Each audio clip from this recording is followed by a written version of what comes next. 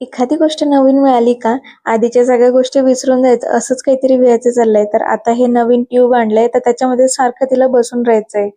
त्यानंतर दुपारच्या जेवणात मी मस्त राईस, भाजी आणि थोडं शेवयाची खीर केली. मस्त जेवण झालं आणि दुपारून आम्हाला बाहेर जायचं होतं. कारण विह्या चालली तिच्या दीदीच्या लग्नाला. दीदीच्या लग्नाला जायचंय, तर म्हटलं चला शॉपिंग करूया. विह्यासाठी थोड्या साकळ्या बघायच्या होत्या. 2-3 शॉपमध्ये गेलो, पण डिझाईन काही आवडली नाही. त्यामुळे नेक्स्ट डे परत गेलो आणि तिला ही अशी क्यूट अशी डिझाईन मिळाली.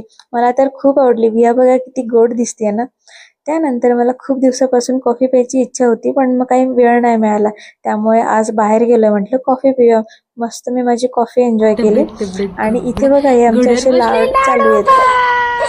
हा, तर हे आमचं नेहमीच झालंय बरं का. त्यानंतर मग खूप लिंबू पडले होते घरात, ते स्टोअर करूया म्हणून मग मी त्याला मस्त तेल लावलं आणि एका बॅगमध्ये पॅक करून फ्रीजमध्ये ठेवलं. तुम्ही कसे स्टोअर करतात ते पण मला सांगा. त्यानंतर उन्हाळ्यात असा पाऊस पडला का जरा बरं वाटतं, गारवा वाटतो ना. त्यानंतर मग मी मस्त गरमागरम चहा बनवायला घेतला आणि तेवढ्यात त्यांनी समोसा आणि पॅटीस आणला आणि असं आम्ही पावसामध्ये मस्त बसत एन्जॉय